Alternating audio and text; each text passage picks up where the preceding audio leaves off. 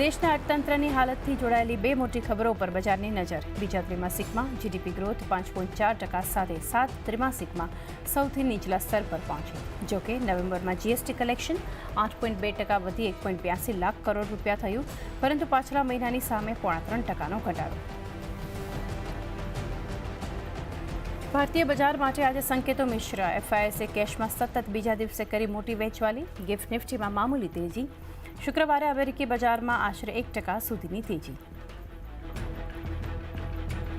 નવેમ્બરમાં મિશ્ર રહ્યું ગાડીઓનું વેચાણ। 10%થી વધુ વધ્યું મારુતિનું વેચાણ। ટાટા મોટર્સે આશરે 1% વધુ ગાડીઓ વેચી, જોકે 7% ઘટ્યું હ્યુન્ડાઈનું વેચાણ। એસ્કોર્ટ્સ ક્યુબોટાના સેલ્સમાં પણ 9%થી વધુનું દબાણ।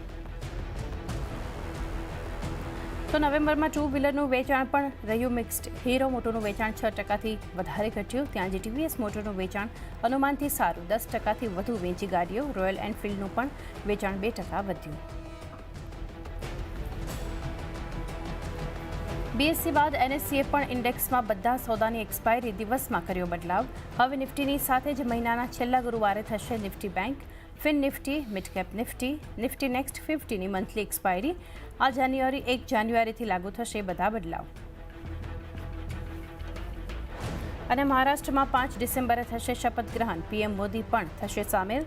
ત્યાં જ મુંબઈ પરત ફરેલા એકનાથ શિંદેનું મોટું નિવેદન। પ્રધાનમંત્રી મોદી અને અમિત શાહ જે પણ નિર્ણય કરશે એ નિર્ણયનું કરશે સમર્થન। આજે સાંજે સીએમનું નામ ફાઇનલ થવાની આશા।